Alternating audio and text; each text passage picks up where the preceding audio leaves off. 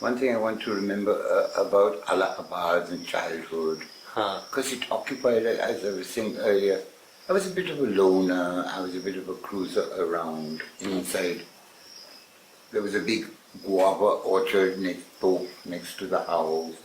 Get lost in that, and getting lost in the grass and things around, and talking to people over the boundary walls. Some of my urchin friends and the local chokra boys. Chokra.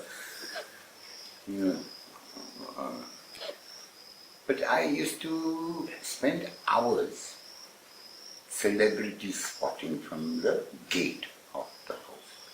I used to stand for hours at the gate of this house watching what little traffic would go back and forth on Thornhill Road. And it was usually there where the house was kind of in between Anand Bhavan and where the Tandons and famous lawyers and all kinds of people. And Amitabh Bachchan? Oh, Amitabh Bachchan. Bachchan's family. Allahabad was this funny place of very old people, sort of retired people, professional people. The university was then famous, the High Court, and these students, famous schools, 2-3 good schools. Even Indira Gandhi went to St. Mary's, at some stage. But I used to be celebrity spotting. So watching suddenly cavalcade of cars going down the road, a very active time leading up to independence. So there one would see the Pandit Nehrus and all the celebrities of the world going back and forth. And one time, very close, subtle look at Mahatma Gandhi. One only time, when he must have come distraught to Allahabad to try and get Panditji to understand that here the gentleman should become the Prime Minister or whatever. But it was a very long look at the Mahatma as he slowly went by. He was walking? No, he was in the back of one of these old rocky kind of things. But they didn't move very fast. And one had a good, this place standing at the gate, you would get a good image of the person you were wanting to see for almost 70, 80 yards, slowly going by.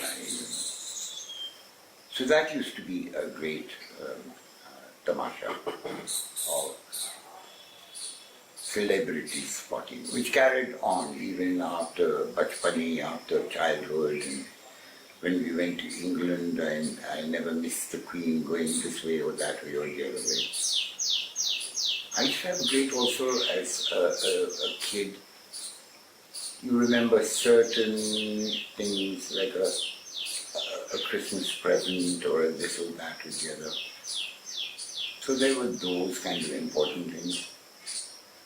Time pass, scrapbooks, also designing. I used to make these big cutouts. I was a great royalist, I still am. England would be nowhere without its royal family. And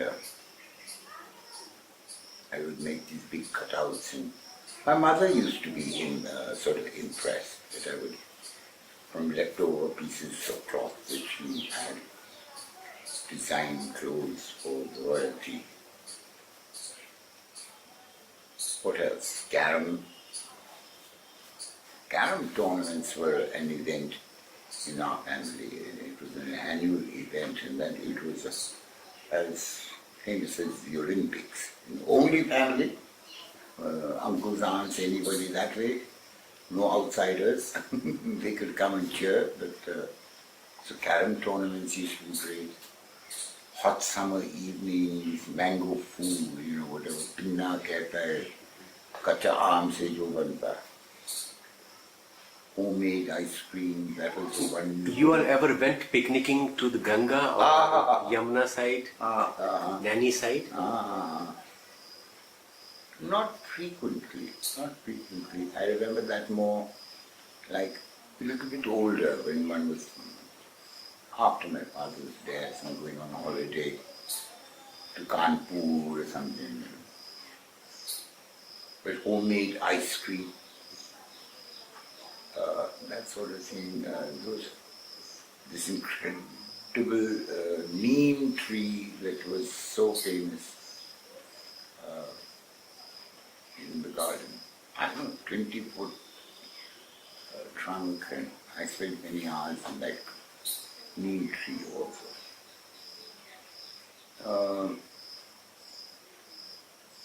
My father was into his sweet lime trees, into his paprikas and things like that. So those are the dominant memories of childhood. Very private, very personally manufactured, entertaining myself when I would be practicing tennis and things, giving deadly commentaries, pretending to be some great famous tennis player. I aspired, I think, a lot when I was a child. I had hints of wanting to do something, I was shattered when one was yanked out and taken to England as opposed to carrying on to become an IAS Babu. Migrating from Allahabad to England was, I suppose he was still in now advanced childhood, 17 years old or something. That was horrid. You traveled with the family Yes. on a mother- sea liner. Yes, nice big ship. That was How many amazing. days was it journey those days? 15, 16 days, I think, or more, maybe, So that sea journey, I can claim that, yeah, I've had that experience. I don't know how I would score childhood. Probably not very high. It could have been more idyllic. It could have been more economically embraced. I remember giving mother so many hard times when we would go to the bazaar about things I wanted, and sometimes also twisted her arm to the point of getting it. Not very proud of that, but I wish I didn't have to have screamed so much. So, childhood, maybe 4 or 5 out of 10, the Indian number. But where it was important, it was there. Allahabad, that time of India's progression,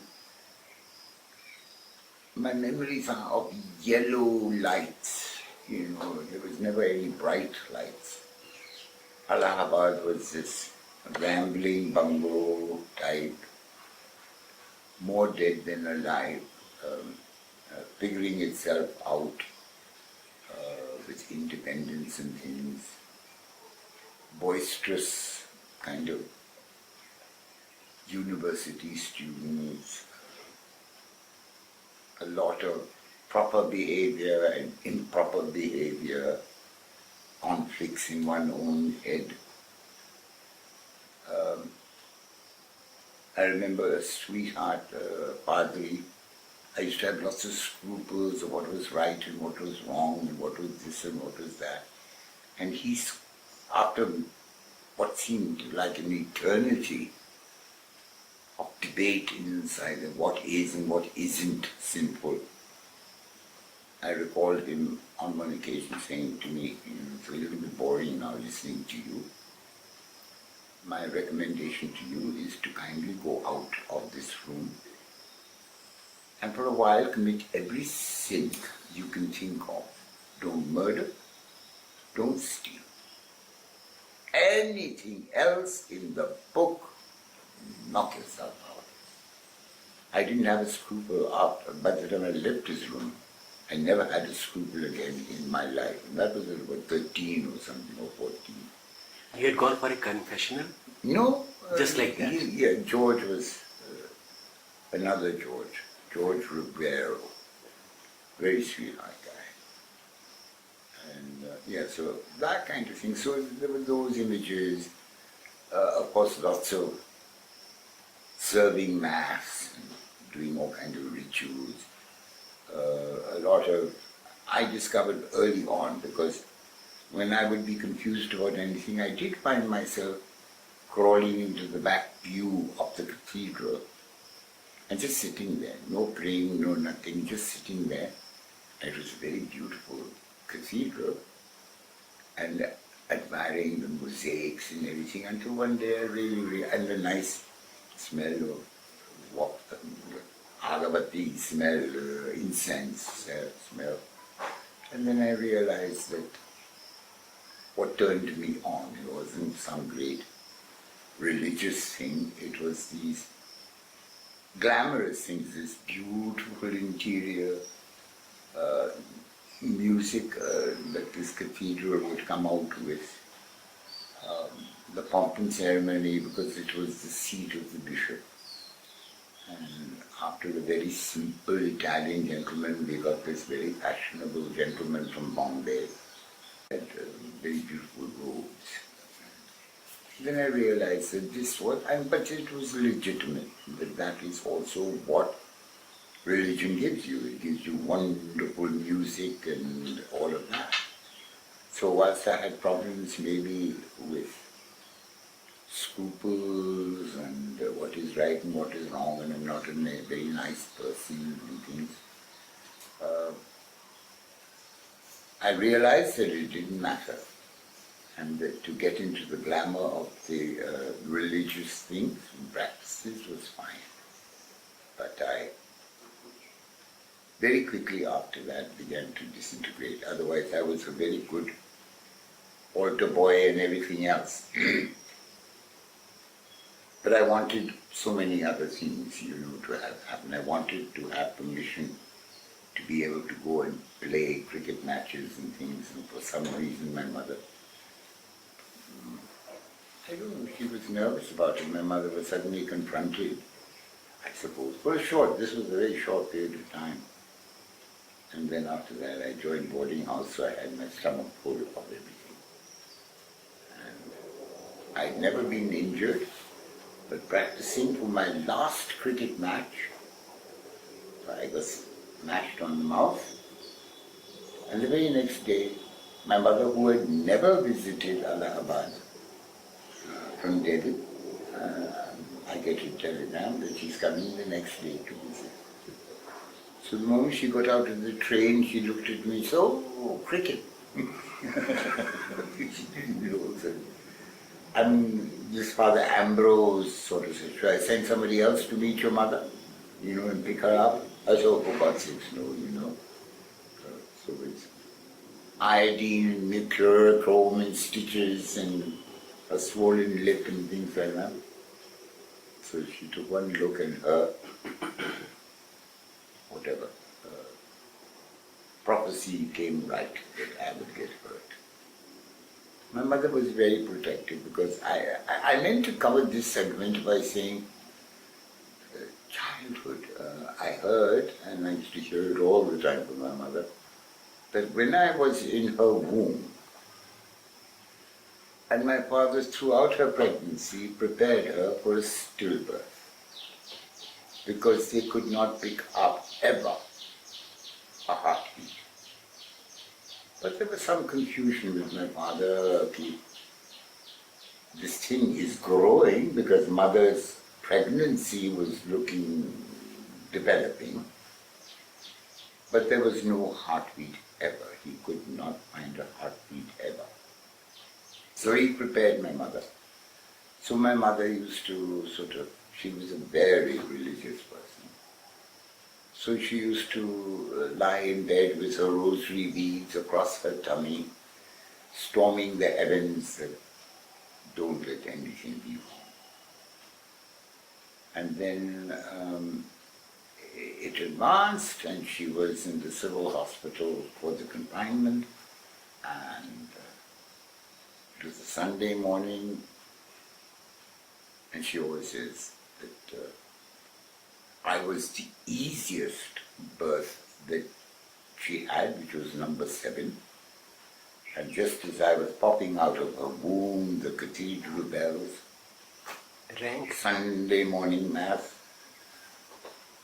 So she remembers that it was 7 o'clock kind of thing. You know, because Lord has arrived. Ah.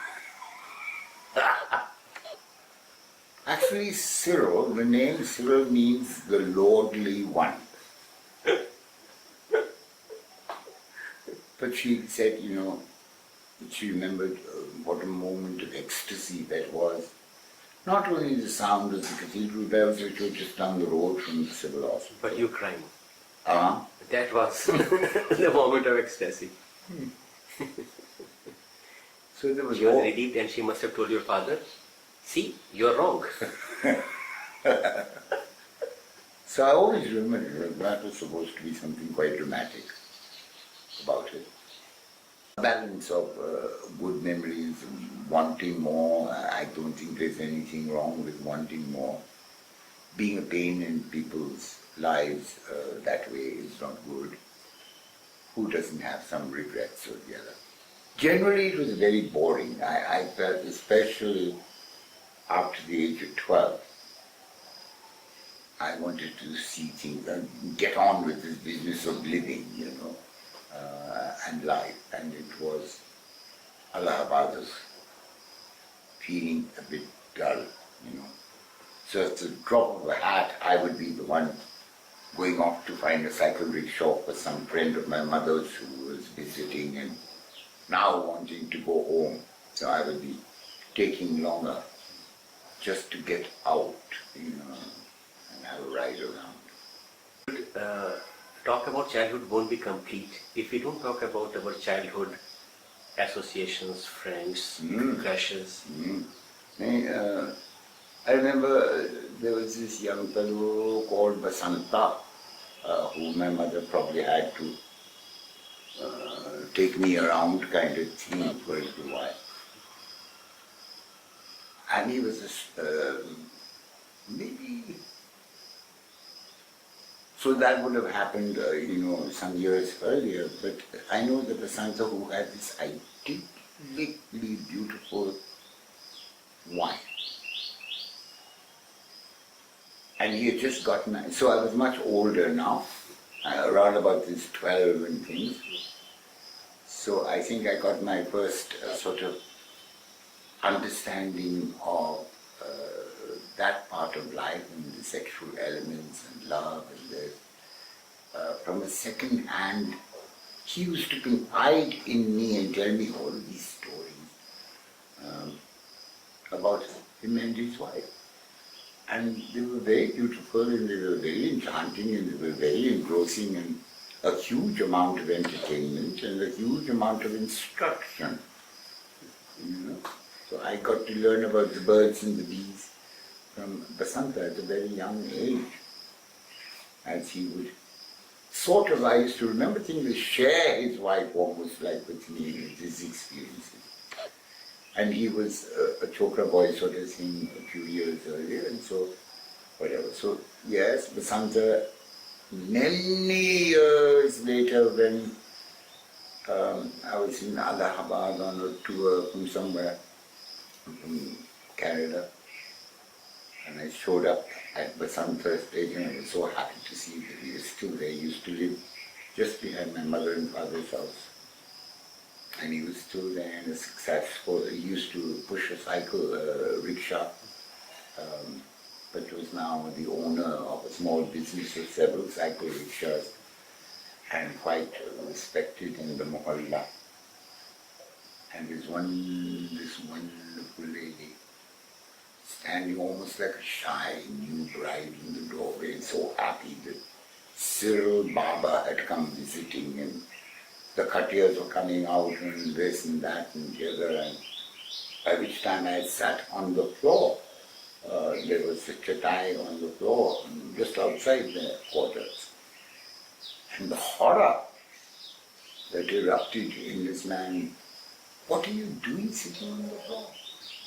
The Khatiyas said, come on, get up, sit on the Khatiya.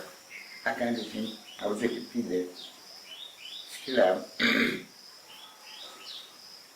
So Basanta then Basant are very important, of course. हमारा family में Rosie Iyer and Anthony Cook, which sounds very glamorous, you know. They were just so dedicated to my mother and father, and they were indispensable.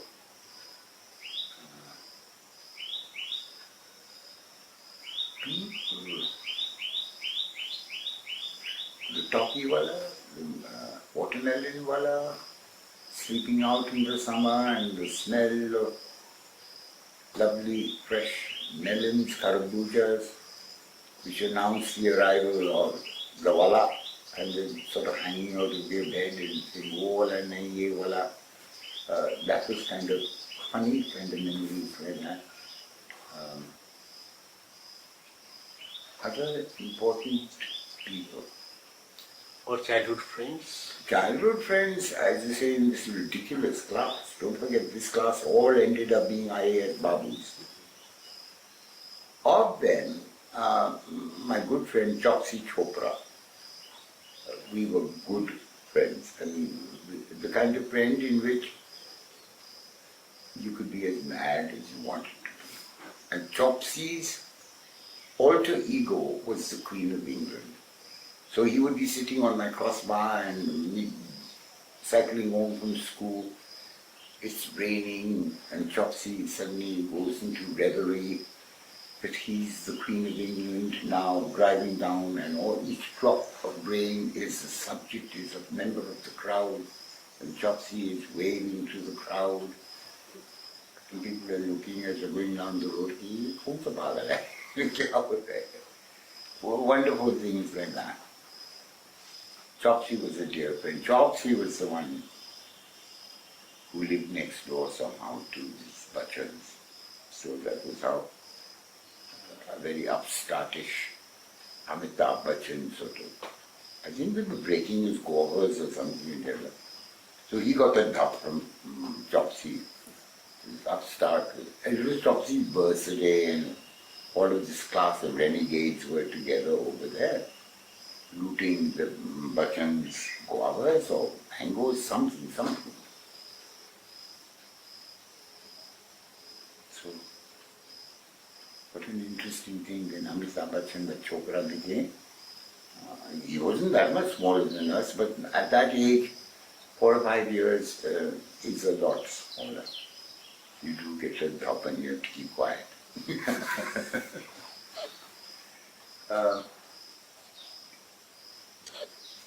Other than Chopsy, there would be so many relationships in the classroom, but they weren't of any great significance. You know, they were there. Either the most significant being maybe people you didn't like very much. There were good teachers and there were bad teachers in my life. And fortunately, the good ones were good enough to make life interesting, and memories, and you know that you would like to have some of Trevor Bunting's virtues, you know, who was a great friend outside the classroom to all of us. But the moment Trevor stepped across the threshold into the classroom, we all automatically knew that the relationship was now that of student and teacher. And he never demanded it. But just automatically. It was a sort of like persona. He didn't change, he didn't start frowning or anything. He was the same Trevor Bunting who was leaning up on his cycle and shooting the breeze with us. But that was, and I still to this day remember Trevor greatly, this incredible ability to command respect and the correct behavior and deportment just by walking into the classroom with his book under his arm. And it was a very genuine moment, always, every day. Because some subject he had where he came every day. When we stood up, it was a genuine out of respect. and quietly down and into the class. You know. And I've always remembered this incredible, which I think a lot of stage actors try to find this, a sense of presence, just being there, your presence commands respect, dictates the moment very appropriately. So he was certainly in memories of a teacher. He would win, and there were 3 or 4 others, but he would win for this incredible ability to be at both ends of the stick, teacher and friend. Then going to Britain, when you landed in Britain, how old were you? 19? No, 17 going on 18, I think. So suddenly you found yourself as an adult with responsibilities. How did that Sort of transition not so much that, because there were my 2 mamas. No, I went into, I don't know, you can call it a selfish phase, or it was a genuinely confused phase.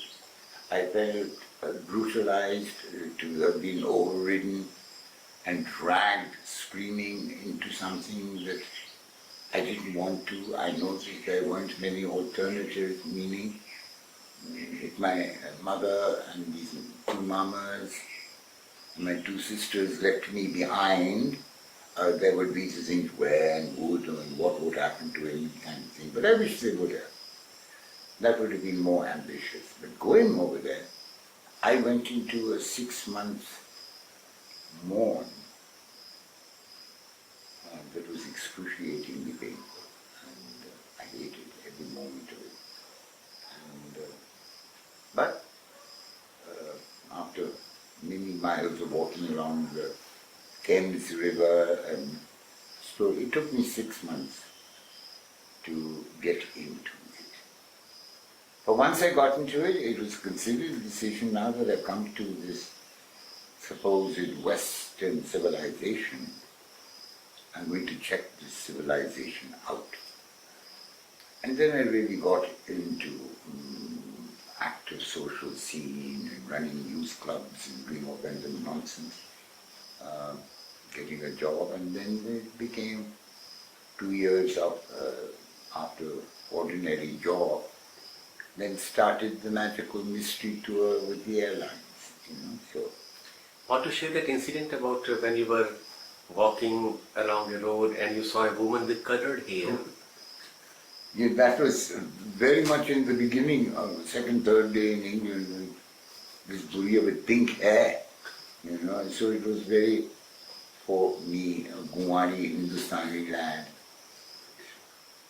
And I stared rather rudely, and so she very nicely curtsied, like to the Queen of England kind of thing. I'd seen enough, satisfied, when I realized that I was staring by looking at her, even going backwards, there were so many of those kind of crazy kind of things, getting used to just the way people looked and moved. I think stories about childhood, without talking about my Tauji, Uncle Alfred, my father's older brother. He also was a doctor. He was a bachelor. I think he was a great support to my father in bringing this huge family up. He was an older brother. Older brother. And he also was based in Allahabad? Yes, retired. Somewhere on Thornhill Road? Yes, somewhere more towards St. Patrick's Church, somewhere there.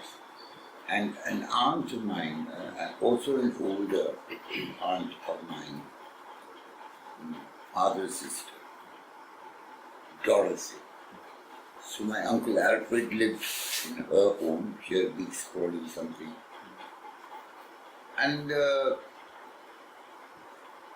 Uncle Alfred was, not because he was this great supporter or help, obviously, to my father, but we were like very lucky to have 2 dads, And he would come every evening and sit with my father, and they would have their evening rum or whatever together, and his dinner would come.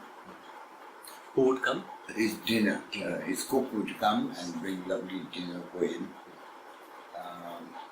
that he was totally disinterested in. But I remember him not because he was support to my father or whatever, but he was such a kind person. He was the kind of person who made a young child feel very important. Anything he would say, he really, that's it. You know, I remember one time saying, "Oh, it was so hot that it felt cold."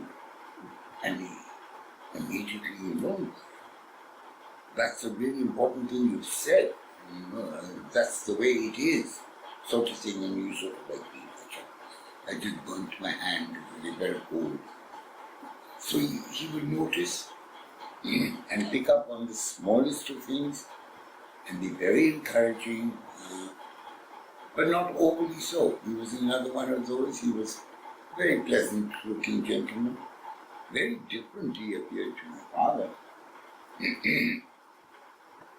And yeah, it was lovely to have Uncle Alfred around. And he had a nice Morris 12 car. It made you so.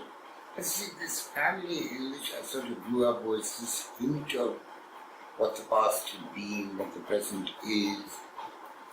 Little silly things like I used to feel very good about some lacy curtains that my mother would have in this living room, which were genuine Portuguese lace. They were out of place in the Allahabad house, which was, I used to call them 40-foot ceilings. They were obviously not so high, but they were very high for a child.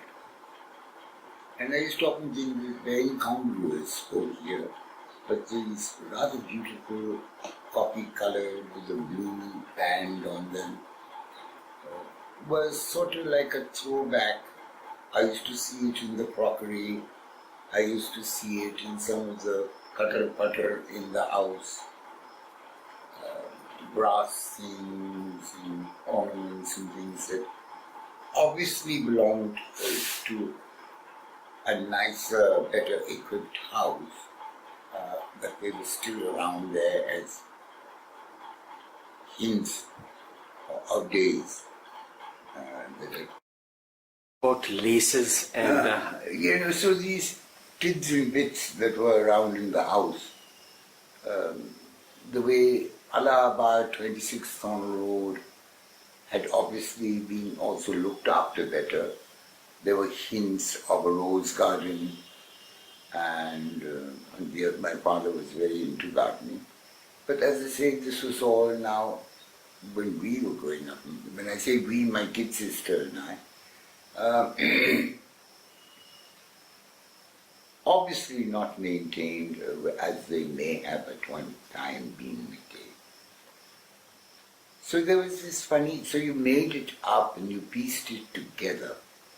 That was what I was wanting to say, that this making it up and sort of, but that is childhood. It's not there, you create it and you live in it. And I think that had so much to do with my own personality. I wasn't toffee-nosed, but I was remote. I couldn't get into the rough and tumble of kind of behavior sort of thing. I always felt that. And there was something very regal, about the way my mother carried herself, the general atmosphere around the house, whilst there was no reason for it because it was extremely ordinary. But I think that had something to do with a bit of a difference as I grew up. As introverted, I certainly was. I felt like, whilst I wanted to have lots of friends and things, I was not into giving my friendship away that easily. I preferred to be alone in a world that maybe I imagined. But it was my world and it was totally valid.